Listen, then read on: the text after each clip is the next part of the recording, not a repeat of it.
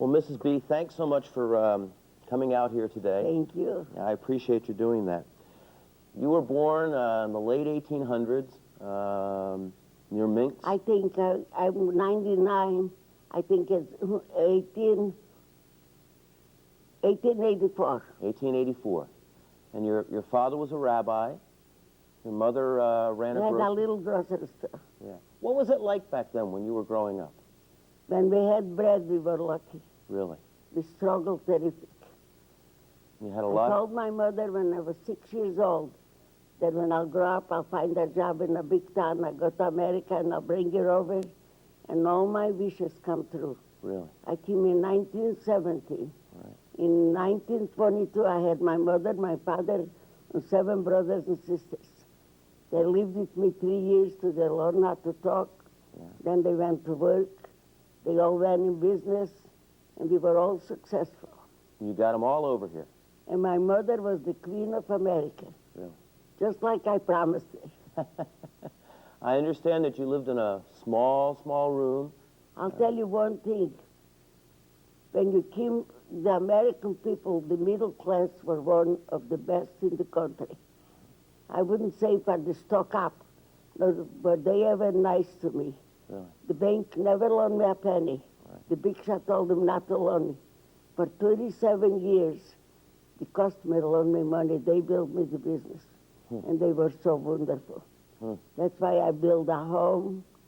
And I mean, I like to donate charity to people who need it because they were just wonderful. See, the American people don't appreciate the country. They never was in Russia. They never were starving to death. They never were struggling. If they don't have it, they give it to them. In Russia, you got to work. Nobody gives you for nothing. It's no style.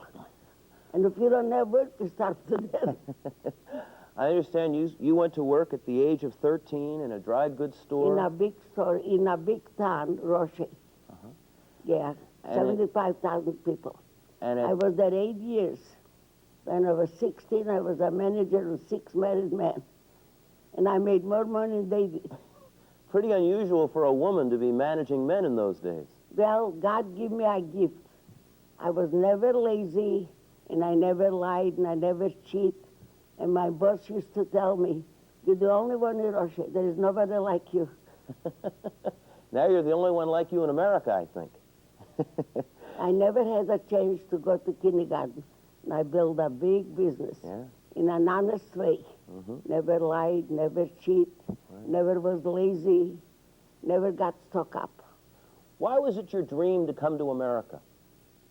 My dream, I used to hear, if you're not lazy, you find a job, you make a living, you work up yourself.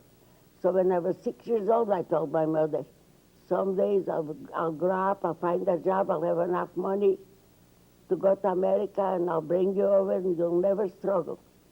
When I brought my mother over, she was my princess, and my kids, how they treated her. Such a respect, such a goodness. She used to say, always wish me a long, healthy life and pleasure from your kids. What kind of kids you got? And you got it. Yeah. I did have the best. You sent your husband over to America first. You paid his way over. I got married in 1914, and he left, and the war broke out. I never knew where he was. Then the Red Cross found out he's in Port Dodge Highway. The war was still on. I took Siberia, China, Japan, and came to Seattle, Washington. They hung up a ticket on me, and I got to Port Dodge. I never met such a wonderful people. The way they greeted me, the way they were nice to me, they want to give me everything, and I hate beggars. I never took anything. I used to say, when I'll have it, I'll buy furniture. Don't give me nothing. I'm not a taker. I'm a giver. And I was there 2 years, and I couldn't say one word English. So we moved to Omaha. I could talk Russian or Jewish. My first house was $7 a month, 2809 Sewer Street in a Collin neighborhood. The water outside, I stop in the middle, I kerosene lamp. No, I don't want all anybody. Then we bought a second-hand clothing store, and we made a living. Then the Depression came. So my husband came and said, what are we going to do? No business. I learned not to drive an old truck, 10 years old, and bought second-hand men's clothing and brought to the store to have something to sell. And the customers were so good to me. In my life, I used to walk in and I said, I'm not a beggar. I'll pay you just what it's worth. And they thought that the way I deal with them, that I'm the only one in the country. And they are the ones start to ask me if I can give them furniture, carpet. I say, sure, 10 above cost. Right. So when I started, nobody at the bank wouldn't loan me a penny. The big shot told them not to loan me because I sell too cheap. And when I went to Chicago, all the big shots kicked me out of their space. Don't bother us. We're not going to sell you nothing. You don't have no money. At first, I started to cry. Then I went and told him, someday you'll go broke and I'll buy out. You don't know to who you're talking to. I had a fight with the fair trade. Right. And I won it. I won from the biggest three attorneys. Mohawk sued me. I bought a carpet for $3 and sold for $3.30, and I was supposed to sell $7.95. Right. So I said to the judge, to hire an attorney, I haven't got no money. I don't talk even a good English. What is wrong if I treat my customer honest? They good to me. Why shouldn't? And I broke the trade. And then the next day, what did the judge do? A beautiful mattress used to cost $19 and you have to sell for $39. I sold for $21.50. They took me to trial, I won again. Everyone they took me, I won. And I Never lost. understand a lot of those judges ended up buying furniture from you, too. One judge came and bought $1,400 carpet after the trial, Mohawk. Yeah. And he says, I never knew I could save so much. They were very nice. Yeah. I said, I don't say anything wrong if I don't cheat my customer. They are wonderful to me. I'm an immigrant, and they don't know me even good. But the way I treat them, there is no better people than the American people. When you came over here, when you came over in 1917, you came over on the day Rasputin was killed. And I came from Japan. Okay. I bought a first-class ticket, and they put me in a peanut boat. 6 weeks took me to come. They loaded peanut, they reloaded. I came to Seattle, Washington. Right. No, boy, I can never forget the American people. There is in Russia, for a bottle of vodka, they'll kill anybody. Not like the Americans. Years ago, now they know, they're not the same people. Right. The young generation went to hell. They steal, they lie, they cheat, and they're lazy. You spoke about a bottle of vodka. I understand you used that as an incentive to get across the border. Yeah. You bribed No, someone. when I find out that my husband is, I didn't want to wait for a passport. I had the best reputation. I want to go quick. Yeah. So I came to China, Chinchun, and a soldier was standing at borders with Russia. I said, open up the gate, let me in. I'm buying leather for the government, for the war. I'll bring a big bottle of vodka, so he's still waiting. For a bottle of vodka, they'll do anything. Yeah. You went to Fort Dodge, and then you ended up coming to Omaha. Why did you come to Omaha? Because I could talk Russian or Jewish. There was mostly American. I was a big dummy. I couldn't learn how to talk. You're selling yourself short. Here, I could talk Russian or Jewish. I had my people to talk to. So it's easier to communicate here. And Omaha was a wonderful town. Right. Wonderful people. When you started the furniture store, I understand you In our started... basement, we had a Right. second-hand clothing store. And I bought a couple rugs, a couple Davenport, 10 above cost. And people start to come. Then when the bank didn't loan me any money, many people used to bring me $3,000, $2,000, $1,000. We're building a house. We don't want to be robbed. When we'll have the house ready, I know you'll have the carpet, you'll have the furniture. They were terrific to me. I never met such a people. You did get some people in Chicago to sell to you. In Chicago, when I came, nobody wouldn't sell me nothing. So one guy took a liking to me. He says, it was beautiful furniture, real cheap. I say, I would buy from you, and I haven't got any money. My credit is good for $100. So he says, what do you want? I got excited and bought $1,000 worth. Wow. And he sent it to me. I thought he's just having fun with me. Then the 30 days went by and I couldn't pay it. My kids were in a movie. I put an ad in the paper. I live in town and raised $1,000, sold all my furniture. I left an empty house. And the kids came, they cried like somebody would die. What you did to us? I said, let's go to the store, take a couple mattresses. My daughter was about 16 years old. I said, did you see how the guy treated me? How can you lie to him? I had to do it. Mm-hmm. I did lots of things. It's not the last time you sold the furniture out of your house, is it? I left an empty house and I came in Chicago and paid him and told him I did it. Uh-huh. He says, you didn't have to. I would even loan you cash. Mm-hmm. And all my life, I never canceled an order. I never lied. If I couldn't pay a couple, the Korean War broke out. Business got rotten. I've been all right. So I called everybody and they say, don't worry. I say, no business, nobody walks in. I don't know when I'm going to pay you. So one banker, a vice president, Wade Martin, came in. I went with his wife to buy furniture in Chicago. And I treated it honest. He says, what's happened? You're always so cheerful and you're so happy. Why are you so sad? I say, you're a banker. You couldn't do nothing for me. He says, what's wrong? I say, I owe everybody and I can't pay my bills. He says, I'll give you a $50,000 check. Go pay your bills and quit worrying. Sign me a note for 30 days, for 90. Mm-hmm. And he calls up his wife. I say, you're a banker. How can you loan me money? He says, it's my own. Calls up his wife, is loaning me $50,000. She says, if I were you, I would give him everything you got in the bank. Anyway, I was worried that night, and I went and rented the Seed Auditorium and made a sale and took in $250,000 in 3 days. In 1951, when the Korean War broke out, I paid off my banker in 2 weeks, all my creditors, and I never lost a discount. That's the last time you ever borrowed money, isn't it? Never. They used to ask me from all over, how did they do that such a success in a depression? Right. When our worry started. Mm-hmm. I did everything. When anybody want a baby buggy or a bed, and I didn't have it, I used to kick out my kids to sell the baby bed. Mm-hmm. I went always business to survive. Because when you're poor, some of them, the rich ones, they treat you rotten. They too stuck up, no feelings. Do you think if you hadn't had such a poor upbringing in terms of not being wealthy, could you have done it? Or was that important to your success, do you think? If I would have what? Well, when you were growing up, you didn't have a lot of money. I didn't have any. Right. Did that help you become smart in business, do you think? No. God gave me a gift.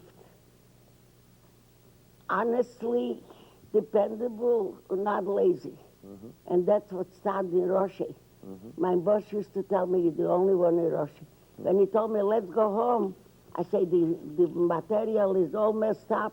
I'm not going. I have to put it in a shelf. I have to mark the sizes. Then when I'll clean up and do a good job, then I'll go home. Yeah. He used to say, you're the only one in Russia. They all run, and you never want to go home. Yeah. That was in me. Mm-hmm. Because the place where I worked 8 years, they treated me like I would be the only child. They used to I lived with the bosses. They used to tell the maid to cook what I like because I'm their lifesaver. I built them such a big business. Wow. When a general married up a daughter, he wouldn't buy from any man, from me, what the bridesmaid should wear, what the mother would.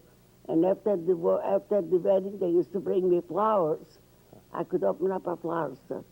They used to think I know more than anybody in the country.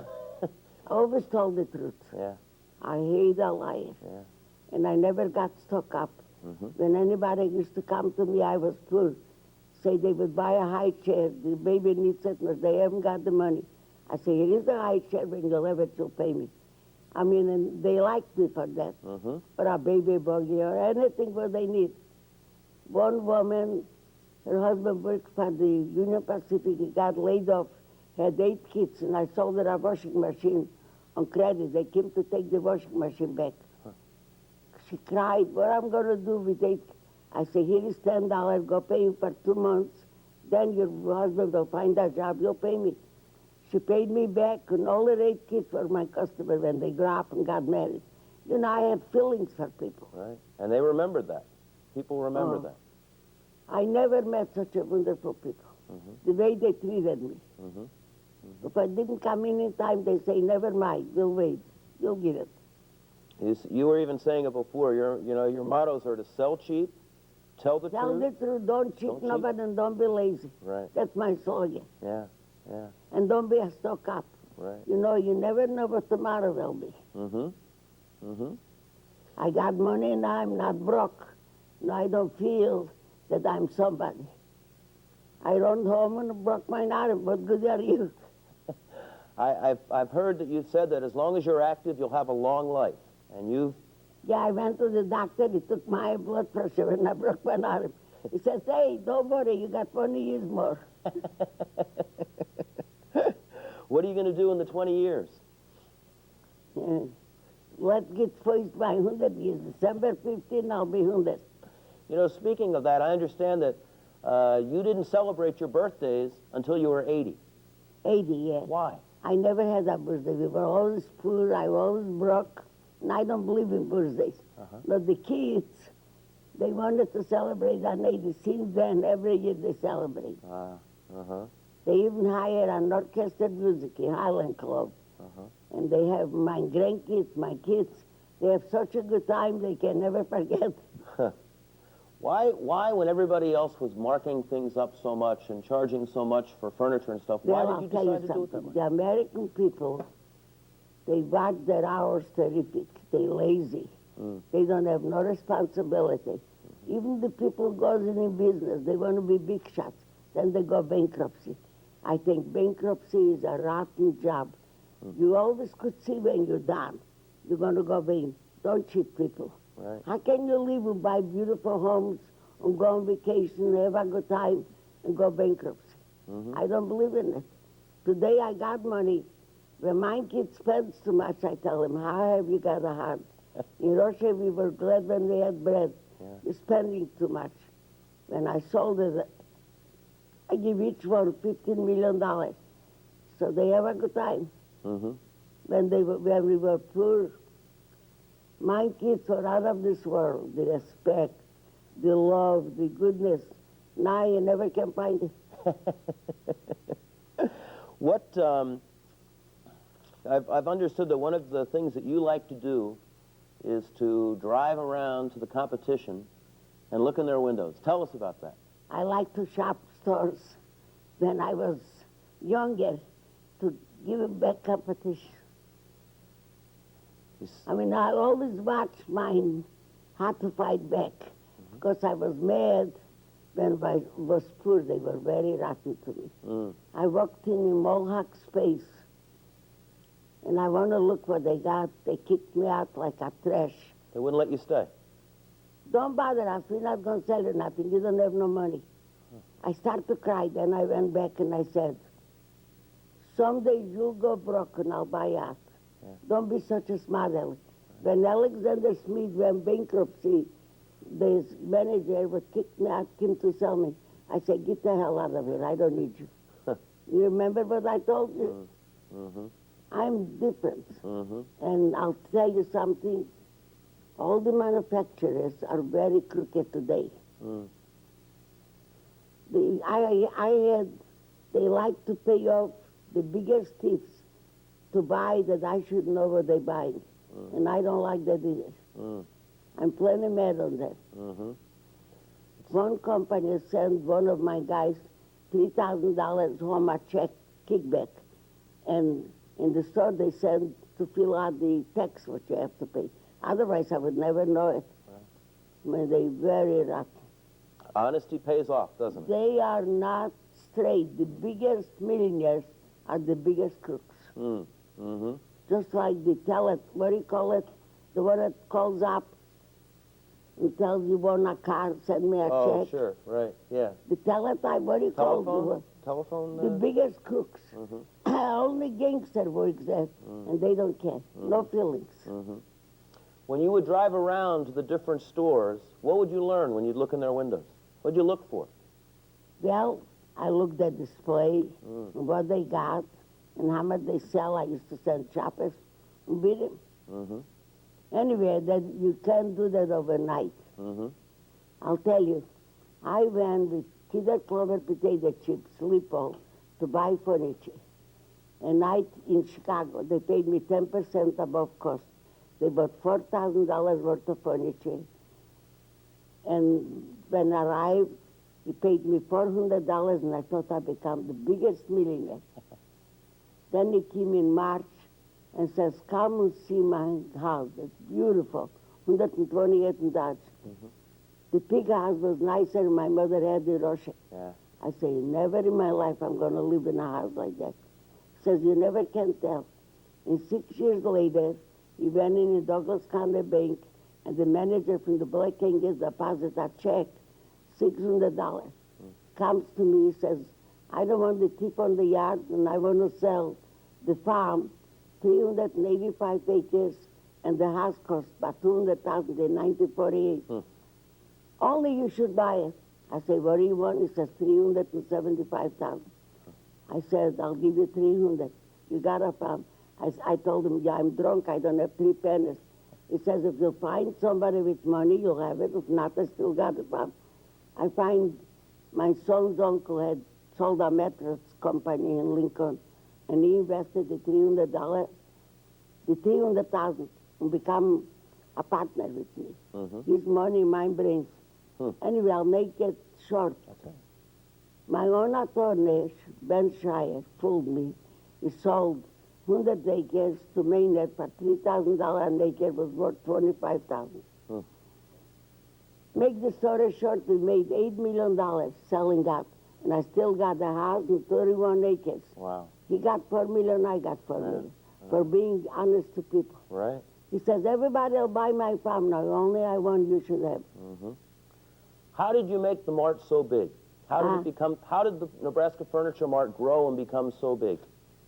Well, telling the truth and selling cheap. Yeah. I got mad on Nebraska Furniture Mart and opened up my own store. And they come, people, when they bought 50 years ago, they drive 500 miles to buy from me. No, I was boycotted from 84 companies. It's hard. A mosquito is fighting an elephant. Some of them, they show up now. They want to sell me, I kick him out. There aren't many people that would start a business at 95 years old. 96, I was. 96. 96. You've got a lot of energy. I'm a fighter.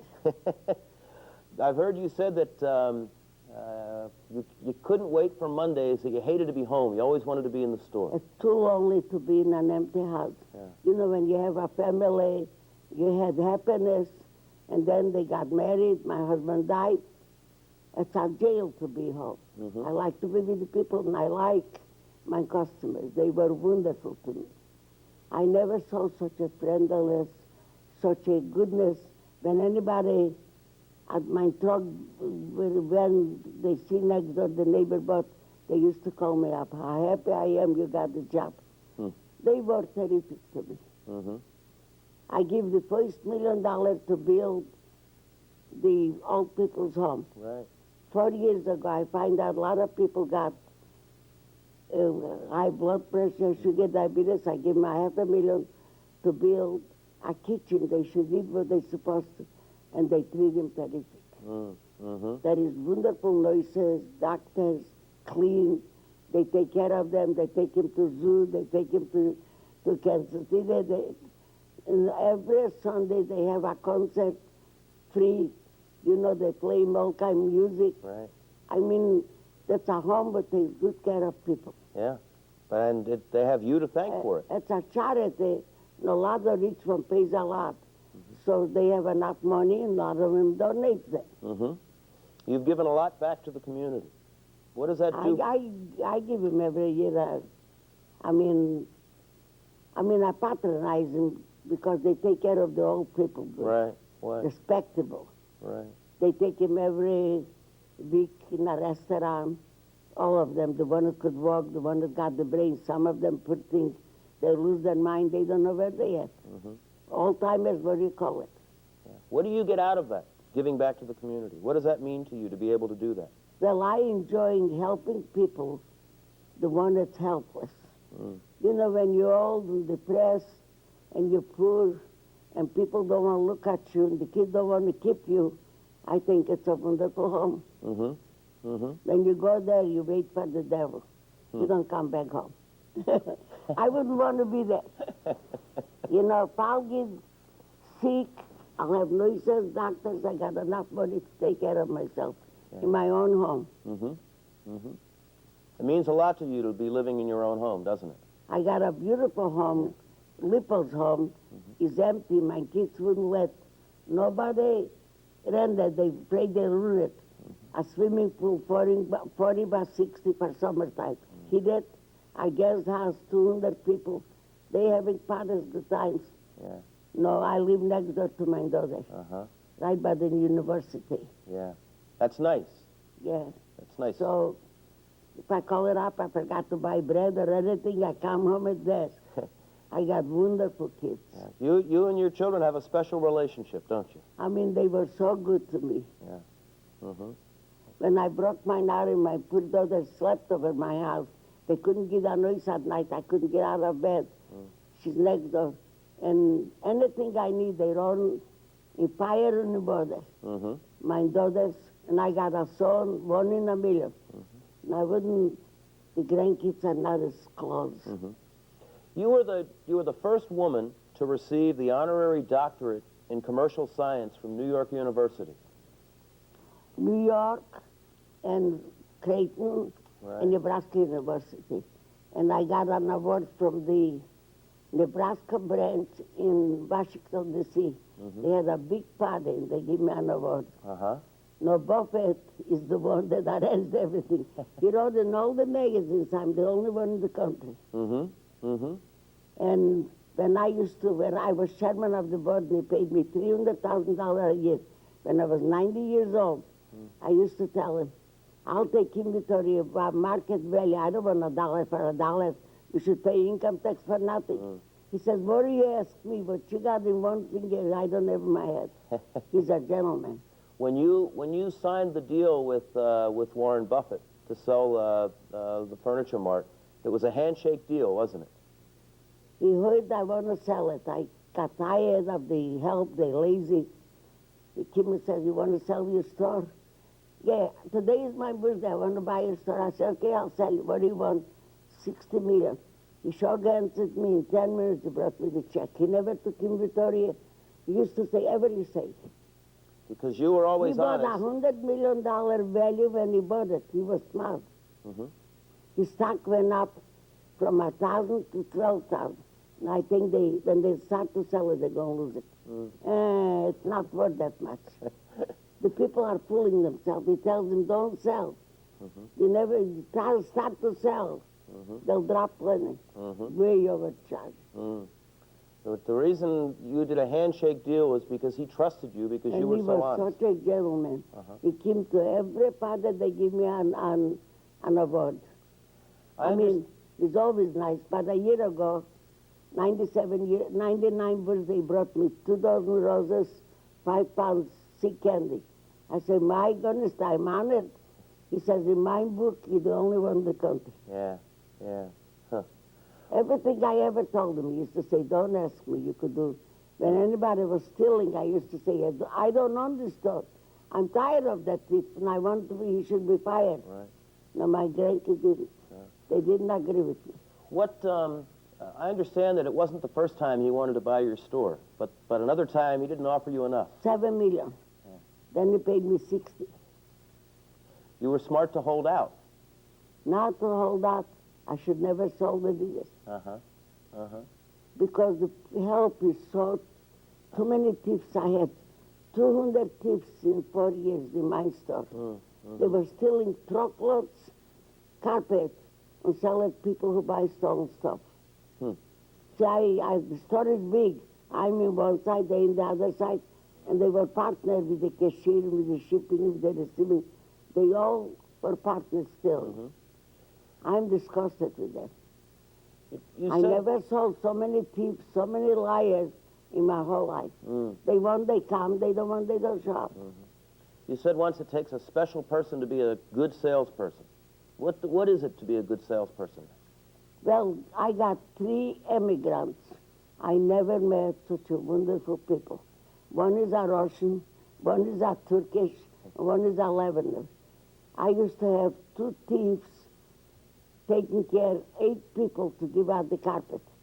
The Lebanon does it by himself. He calls the customer before. He tells them how much it's going to cost, when he's going to lay it, and he takes care all by himself. I got a Russian I hired. He's only a year and a half in this country. He was electrical engineer and didn't have a job for a shipping club. He learned how to be the nicest salesman. No lies, no cheating, no stock up. And I got a Turkish guy. You never have to tell him anything to do. He cleans up the stock. He takes out the remnants and puts on big one. And the rest of them are up. I got bookkeepers, the biggest thieves, the biggest liars. What you call it? The one that's in the computer. All rotten. I told my son yesterday, buy me out, I'll give you for any price. I can't stand the help anymore. Says he might well. We may have a scoop here. I'll work for you, I said. No, I don't. He's remodeling now. He bought my building for $5 million and put in $2 million to remodel. Beautiful. He likes beautiful. I don't care. I got cement floors. I like to sell cheap. No, he likes spent is spent. What, when people would walk through the furniture mart, they always knew they could find you in carpeting. Why the love for carpeting so much? Not the love. You have to know how to figure the yardage, what quality, what kind of customer. See if they come in and they want for a rental, you have to show him cheap. Somebody builds a beautiful home, they want better. I mean, I got the talent in furniture and in carpet. And I was more where you have to know how to figure. And I don't need no computer. I figure out before anybody takes a The pen. computer's right up here, right? You have a wonderful mind. God bless me. How did you get so good with figures? When you were young, you were good with figures, too. My father was very high educated in Hebrew. He was a genius. No, he prayed too much. He was too religious. And I had a brother, when he was 16 years old, he had already a diploma and be a rabbi, and he got disgusted and went to a big town and took a job in a lumber yard and went to college at night. And when he graduated in Roshi, he was from 200 students, AAA. There is no better guy like in Roshi. When he came to this country, after the war, he went to work, and they went to apply to be electrical engineer in Iowa City. They accepted him the same minute he showed the diploma. And he went to college, and then in 1919 was a flu epidemic. So my daughter was 6 months old. She got sick, I got sick, and they took us to the hospital, and they called him up. He came back and stayed with us 7 weeks till we got well, never went back.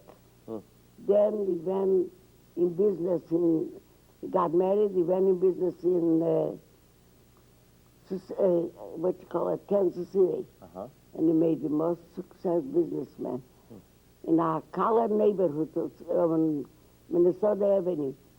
During the Depression, if any colored woman, the husband didn't have a job, he give her $10, $15, go buy groceries for your kids. And they got so much respect for him, for helping them, and he became real rich. And when I started up, my credit was $100 worth. So I want to buy 4 quilts to start to sell.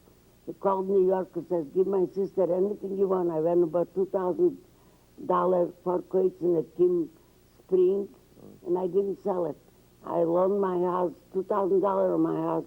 Took me 10 years to pay back. Because he was so good to me, I didn't want he should pay. Right. And the way he treated my mother. She came from Los Angeles, was too cold, so we built her a condominium. In the wintertime, shouldn't be so cold. She came in the summertime to visit. It was awful hot. He took down the bed to his beautiful living room. My mother says, I don't want to rob the living room. For my mother, nothing is too fancy. You're going to stay where it's cool, not upset. Such a gentleman, such a treating the family. He never got married till we all got married.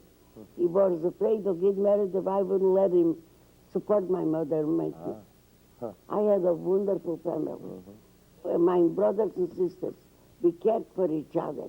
In the 1950s, you became an American citizen. What did that mean to you?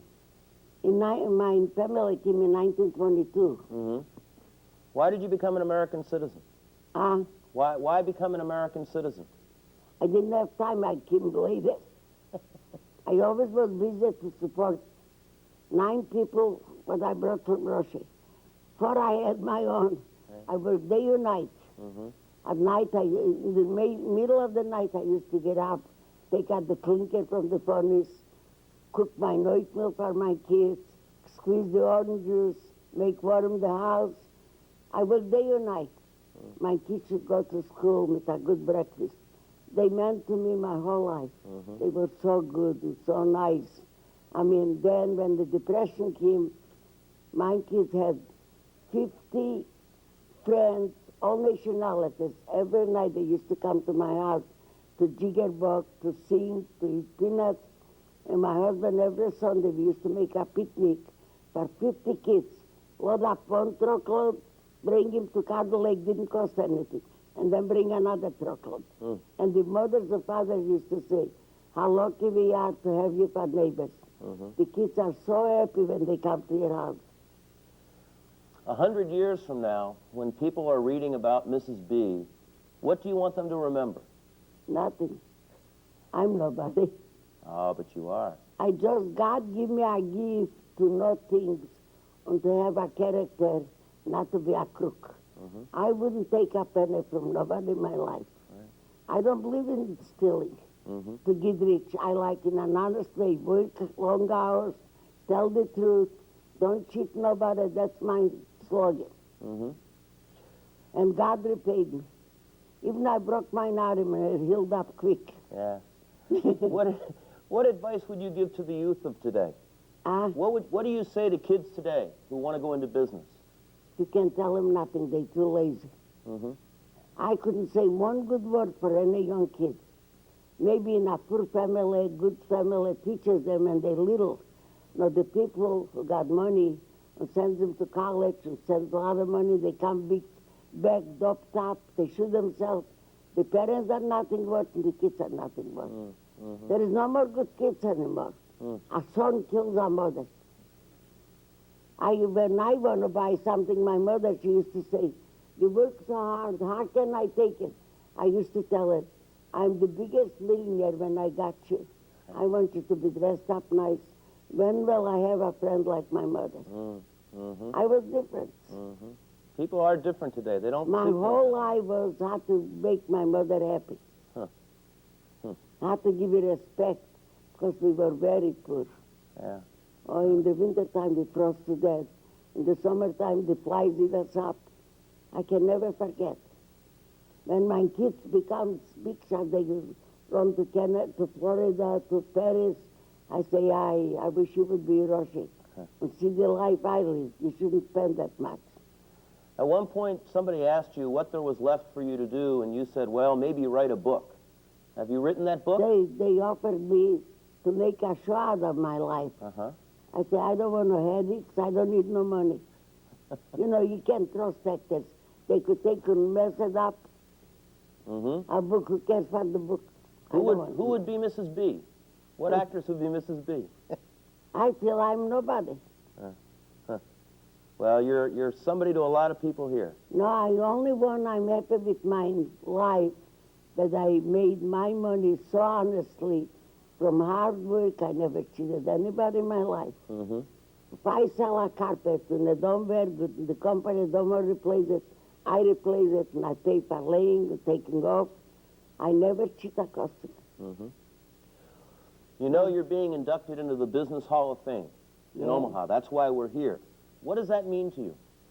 I don't know even what this is. What does it mean? Hall of You're Fame? being honored as one of the best business people ever in Omaha. Well, you have to see in the New York College what respect they give me. Everybody has a speech. And the kid says, Mama, go say something. So I told them how lucky I am to come to a wonderful country with wonderful people. They start to holler, Mama, you lost your foreign language. Oh, you talk good. Even Buffett came to the graduation, too. Was there something special about Omaha that made it work here, do you think, as opposed Well, what I know special, not the big shots, the middle-class people were the nicest in the country. They were poor, they never took from nobody, they never cheated, and they always want to help somebody. And I always used to say, even to my husband, look how lucky we are. We came to the best country in the world. Look their friendliness, their goodness to us. Even my neighbors were so wonderful. Well, we appreciate your being here today. I'll tell you, when people are good to you, you should never forget. And you Some never of did. them, when you're good, they take money they loan, they never pay back. They find opportunity. I wasn't that way. Right. I want to repay everything I can back to my wonderful people. See, I bought the Creighton College. I give it to they didn't take it yet. I mean, to the Children's Theater. I give me even $25,000 cash to start, to fix it. Right. I want to repay back the Omaha good people. What else do you want to do? How else do you want to pay back them? Well, I want to do a lot of things. You care to share that with us? What's on your list? Well, I haven't made up my mind yet. Okay. Now, I only believe in helping old ones, sick ones, blind ones, and not beggars. I hate beggars. I think when you help people do anything, dig ditches, shovel snow, don't beg. I hate beggars. Because you were never a beggar. I hate beggars. Right. I think every immigrant used to come to this country. They used to take pins, shoestrings, they peddled from house to house to make maybe 80 cents a day. They never begged. And some become big manufacturers. Shoemakers become big shoe stores. Tailors grow up with these kids, big manufacturers, even sweatshops. Now they become successful. And today, even in New York, a Jewish organization, real religious, they opened up a beautiful appliance store. For 20 years, they made terrific. Stole 20 million who went to Israel. They brought them back now. See, they become rotten. How can you do that when you make such a success, such a reputation to cheat people? America went to hell. The young generation, the religious, they all liars. Do you think it'll change back? They went too far. If you had to do your life over and start the business again, would you do anything different? No. I would still tell the truth and tell people don't be crooks. Well, Mrs. B, you're loved by your family, but you're also loved by Omaha. Thank you. I forgot. Warren Buffett got a partner in New York. I went to buy from his mother. His father was a judge. Old clothes. And it was a very big snow. She said, you're not going to go nowhere till you have a cup of coffee and warm up yourself. I wouldn't let you go. How many in Russia, they wouldn't say that. That's such a friendliness.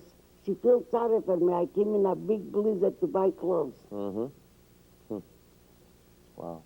Buffett, the guy, I don't know, I forgot even his name. He's a partner in Los Angeles on the same thing. The son. Yeah. He's a lawyer. I mean, I can never, and every time when they met me, I bought all clothes from them, the friendliness, the niceness. I came to a wonderful country. I loved the country the day I came. In Fort Dodge, I didn't know what they talk when somebody was running for president. They never let me stay home. They picked me up, they took me to the speak. And then they took me. I never saw such a people. I always lived in poor neighborhoods. You know, no, they were so good to me. Well, Some people don't appreciate the American people. Right now, the immigrants, when they come, the government pays $500 a month rent. The Jewish people, the Jewish community said they give them groceries, furniture. They wouldn't touch nothing. I call up and I say, I'll pay him any price. I need a bookkeeper. They know you can't get nobody. See, that's the whole world went to hell. but you survived. The communists are very spoiled. The one that was educated, they had a living role, they had a good home, they had good groceries. The poor ones struggled. And when you bring them here now, they spoiled. They think the world owes them a living. And I'm very against that. Very against. I think people shouldn't beg. When they're healthy, do anything. Well, Mrs. B, thank you very much for coming today. I appreciate it. So they took my picture They back did. then. They did. Ah, So now you're thinking about selling again. to my son. Yeah. I wish he would buy. I have the lawyers, law lives, bookkeepers. I got one an accountant. Saturday he came 1 o'clock to work. So I say, go home. Yesterday he didn't show up. I stoop. He's 6 foot tall, as he is, as stupid as he is. And they make me sick. I can't stand dumbness. See, I like people with tact, with intelligence, with niceness. That's the way I am. With a good work ethic. Yeah.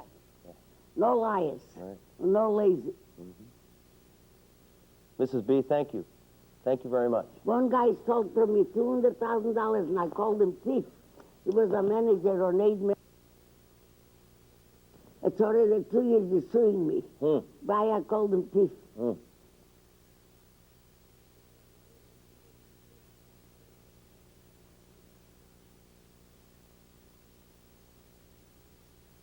Where is Claudia? I'll go with you. There she is.